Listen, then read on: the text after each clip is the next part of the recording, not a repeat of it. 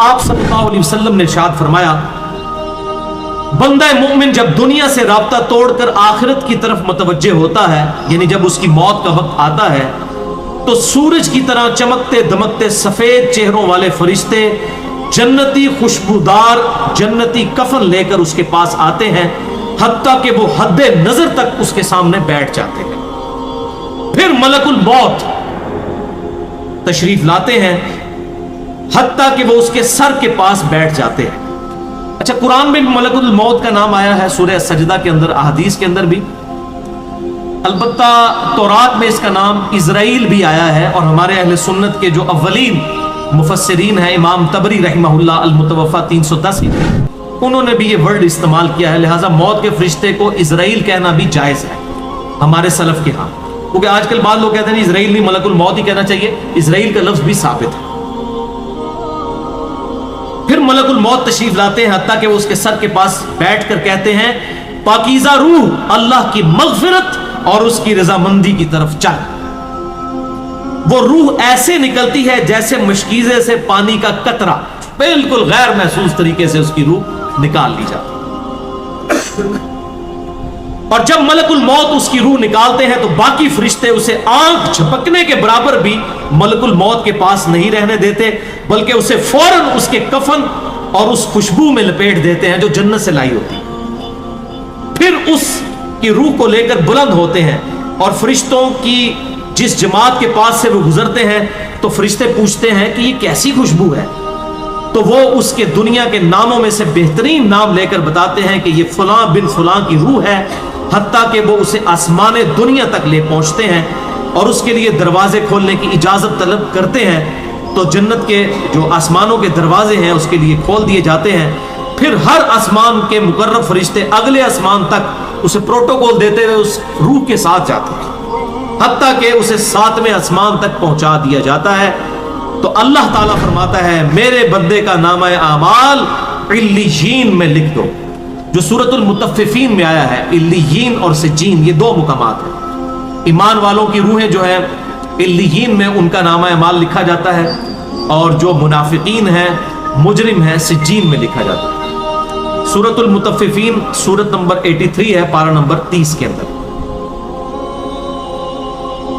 और उसे वापस दुनिया की तरफ ले जाओ, क्योंकि मैंने इन्हें इसी दुनिया से पैदा किया और इसी में इन्हें लौटाऊंगा, और फिर दोबारा उसी से निकालूंगा।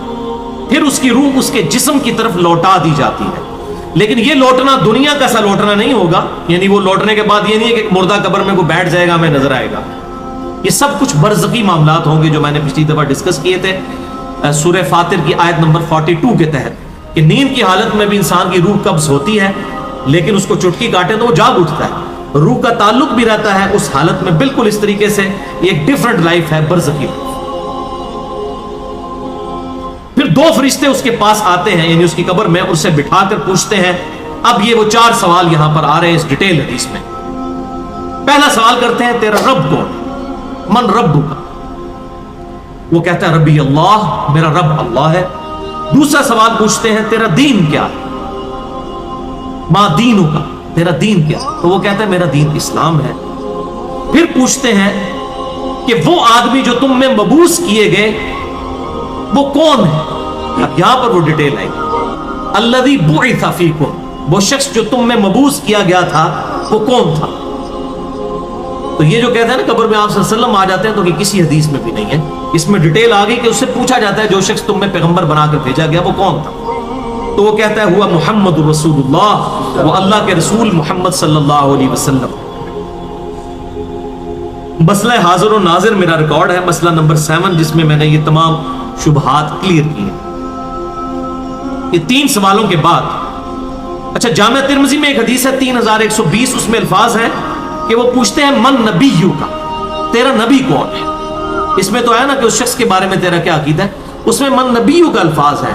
जामिया तिर्मिज़ी 3120।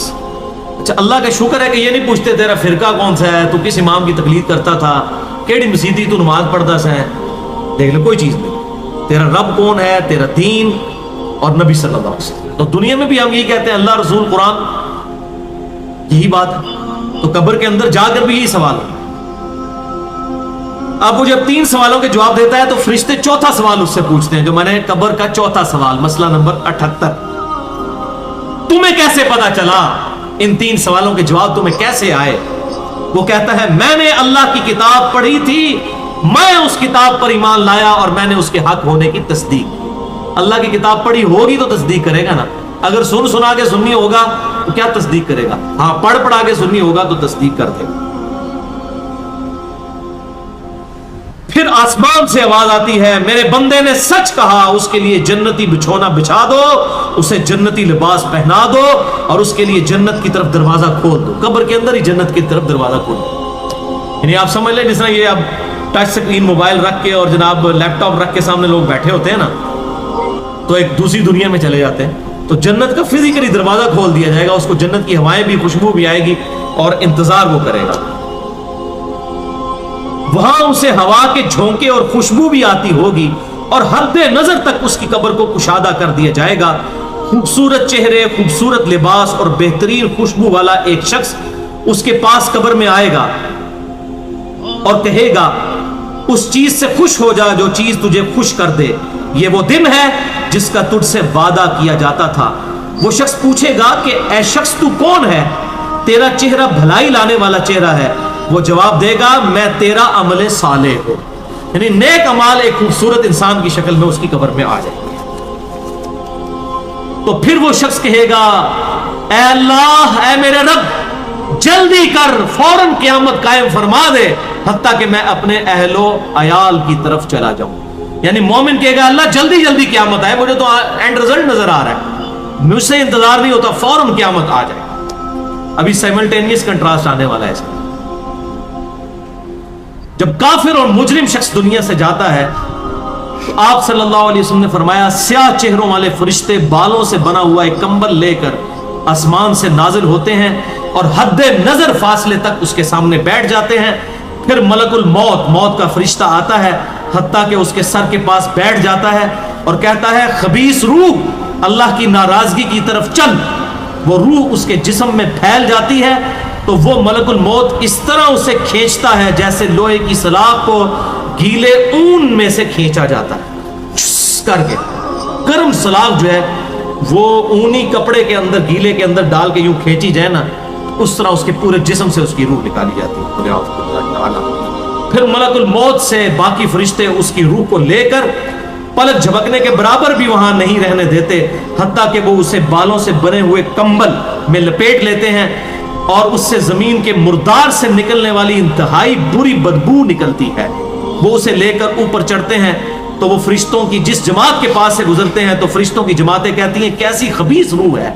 وہ کہتے ہیں یہ فلاں بن فلاں کی روح ہے، اور وہ اس کی دنیا کا انتہائی کبھی نام لے کر بتاتے ہیں حتیٰ کہ اسے آسمانی دنیا تک لے جایا جاتا ہے۔ اس کے لیے دروازے کھولنے کے لیے درخواست کی جاتی ہے تو آسمان کے دروازے اس کے لیے نہیں کھولے جاتے۔ پھر رسول اللہ صلی اللہ علیہ وسلم نے سورۃ الاعراف کی آیت پڑھی کہ ان کے لیے آسمانوں کے دروازے نہیں کھولے جائیں گے، وہ جنت میں داخل بھی نہیں ہوں گے حتیٰ کہ اونٹ سوئی کے سوراخ سے گزر جائیں گے۔ پھر اس کی روح اس کے جسم میں لوٹا دی جاتی ہے اور 2 فرشتے اس کے پاس آ کر اس سے پوچھتے ہیں تیرا رب کون ہے؟ اب اس سے بھی سوال ہوتا ہے۔ وہ حیرت زدہ ہو کر کہتا ہے ہائے افسوس، ہائے افسوس، میں نہیں جانتا، میں نہیں جانتا۔ پھر پوچھتے ہیں تیرا دین کیا ہے؟ وہ پھر حیرت زدہ ہو کر کہتا ہے ہائے افسوس، ہائے افسوس، میں نہیں جانتا، میں نہیں جانتا۔ پھر اس سے پوچھتے ہیں کہ جو شخص تم میں مبعوث کیے گئے وہ کون تھے؟ تو کہتا ہے ہائے افسوس، میں نہیں جانتا، میں نہیں جانتا۔ پھر آسمان سے آواز آتی ہے اس نے جھوٹ بولا، اس کے لیے جہنم کا بچھونا بچھا دو۔ اور بخاری میں الفاظ ہیں 1374۔ اس کے جواب میں فرشتے پھر اس سے چوتھا سوال کیا کرتے ہیں؟ لا دریتا ولا تلیتا، اور تو نے خود پڑھ کر سمجھنے کی کوشش کیوں نہیں کی؟ یا جو لوگ سمجھے ہوئے لوگ تھے، کتاب و سنت کے منہج پر چلنے والے لوگ تھے، ان کے ساتھ تو کیوں نہیں چلا؟ اللہ تعالیٰ فرماتا ہے اس کے لیے جہنمی بچھونا بچھا دو، جہنم کی طرف ایک دروازہ کھول دو، وہاں سے گرمی اور گرم ہوا اس کی قبر میں آتی رہے گی۔ اس کی قبر کو اس قدر تنگ کر دیا جائے گا کہ اس کی پسلیاں ایک دوسرے کے اندر داخل ہو جائیں گی، اور ایک قبیح چہرے والا شخص قبیح لباس میں انتہائی بدبودار حالت میں اس کے پاس آئے گا اور اسے کہے گا تمہیں ایسی چیزوں کی بشارت ہو جو تمہیں غمزدہ کر دیں، یہ تیرا وہ دن ہے جس کا تجھ سے وعدہ تھا. وہ پوچھے گا تو کون ہے, تیرے چہرے سے تو خیر کی توقع نظر نہیں آتی. وہ جواب دے گا میں تیرا خبیث عمل ہوں جو تو دنیا میں کیا کرتا تھا. بات عمل کے ساتھ ہی ہے, صرف کلمہ پڑھنا کافی نہیں ہے, عمل. پھر وہ کہتا ہے میرے رب قیامت قائم نہ کرنا, اے میرے رب قیامت قائم نہ کرنا. مومن کیا کہتا ہے؟ قیامت قائم کر رہے اللہ. اب یہ وہ حدیث ہے وہ جس اس آیت کو حل کرتی ہے جو پچھلی دفعہ ایک بھائی نے سوال بھی کیا تھا. سورہ یاسین کی آیت نمبر ہے 52. قالوا یا ویلنا من بعثنا من مرقدنا, یعنی جب قبروں سے نکالا جائے گا مجرموں کو, وہ کہیں گے ہائے افسوس ہمیں کس نے ہماری قبروں سے باہر نکالا. تو اللہ تعالیٰ کیا فرمائے گا؟ ھذا ما وعد الرحمن وصدق المرسلون, یہی ہے وہ جس کا وعدہ رحمان نے کیا تھا اور رسولوں نے سچا کہا تھا. تو کہتے ہیں جی منکرین عذاب قبر کہتے ہیں جی وہ انسان کیوں کہتے ہیں ہماری قبروں سے کس نے اٹھا لیا, تو اس پہ عذاب تو نہیں ہوتا؟ عذاب تو ہو رہا ہے. وہ آپ دیکھیں اس وہ حدیث میں کیا کہہ رہا ہے اللہ, قیامت قائم نہ کرنا, یعنی یہ عذاب تو آیا, قیامت آئی تو پھر بڑا عذاب بھی مجھ پر آئے گا. تو اسی لیے وہ اس حیرت زدہ ہوگا قیامت والے دن کہ اب میرے اوپر اگلی مصیبت آ گئی, عذاب کی چوتھی اور فائنل قسط بھی میرے پر آنے والی. وَلِعَوْذُ بِاللَّهِ تَعَالَى اللہم اجرنا من النار. 11ویں حدیث سنن نسائی میں 1834, مشکات میں 1629. ابو ہریرہ رضی اللہ تعالیٰ عنہ کہتے ہیں آپ صلی اللہ علیہ وسلم نے فرمایا جب مؤمن شخص کی موت کا وقت آتا ہے تو رحمت کے فرشتے سفید ریشم لے کر آتے ہیں اور کہتے ہیں راضی ہونے والی پسندیدہ روح نکل, اللہ کی راحت اور رزق کی طرف چل, رب تجھ پر ناراض نہیں.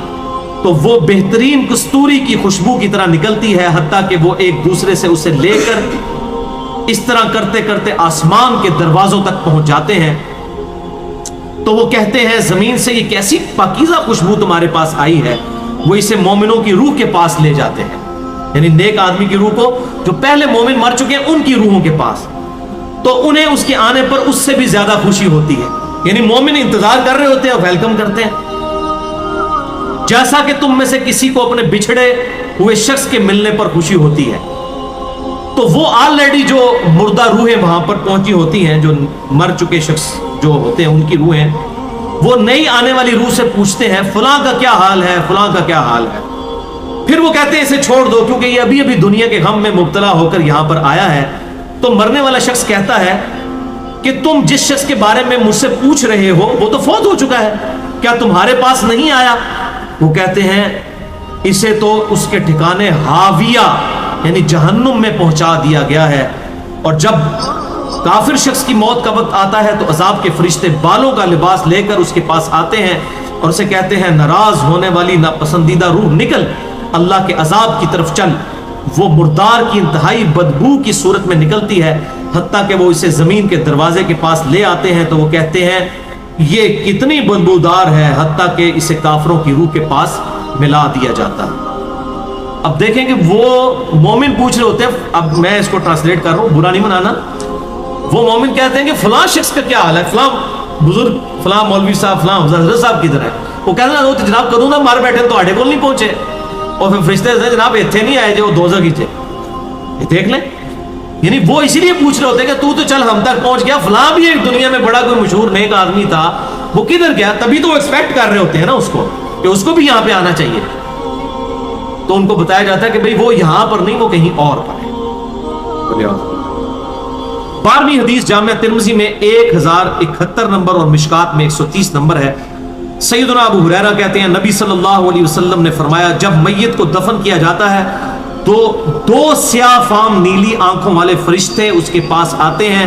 ان میں سے ایک کو منکر اور دوسرے کو نکیر کہا جاتا ہے. سیاہ فام نیلی آنکھوں والے خطرناک شکل کے فرشتے منکر اور نکیر. پس وہ کہتے ہیں تم اس شخص کے بارے میں کیا کہا کرتے تھے, یعنی نبی صلی اللہ علیہ وسلم کے بارے میں سوال ہوتا ہے. تو وہ کہتا ہے وہ اللہ کے بندے اور اس کے رسول ہیں.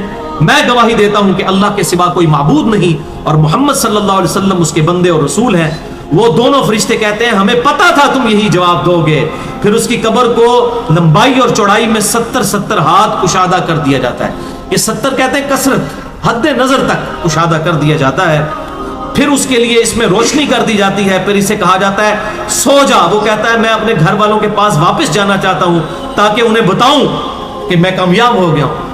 لیکن وہ کہتے ہیں کہ تو دلہن کی طرح سو جا، جسے اس کے گھر کا عزیز ترین فرد ہی آ کر بیدار کرتا ہے، حتیٰ کہ اللہ تعالیٰ اسے اس کی خوابگاہ سے قیامت والے دن بیدار کرے گا، یعنی اسے لٹا دیا جائے گا، پھر اس پہ وہ کیفیت وہ جنت والی تاری رہے گی، پھر الٹیمیٹلی اللہ تعالیٰ اسے دوبارہ سے زندہ کرے گا۔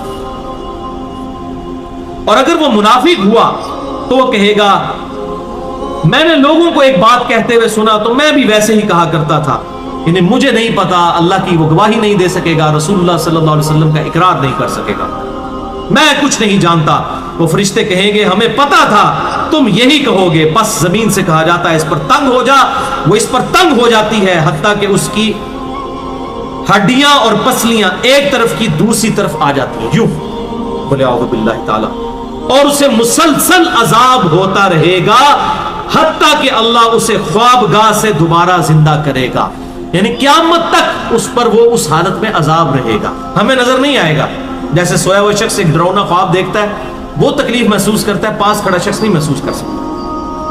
اور سنن دارمی میں ایک حدیث ہے صحیح سند کے ساتھ، مشکات میں 134 نمبر ہے کہ آپ صلی اللہ علیہ وسلم نے فرمایا 99 اژدہے اس پر، 99 جو ہے خطرناک ڈینجرس قسم کے سانپ اس پر مسلط کر دیے جاتے ہیں جو قیامت تک اسے ڈستے رہتے ہیں، اور وہ اتنے خطرناک اژدہے ہیں، آپ صلی اللہ علیہ وسلم نے فرمایا کہ اگر ان میں سے کوئی ایک بھی دنیا پر اپنی پھنکار پھینک دے تو دنیا کی زمین کا بھی سبزہ نہ ہوگا، ایسا زہر ہے ان کے اندر۔ قل اعوذ باللہ تعالی اللہم اجرنا من النار، اللہم اجرنا من النار۔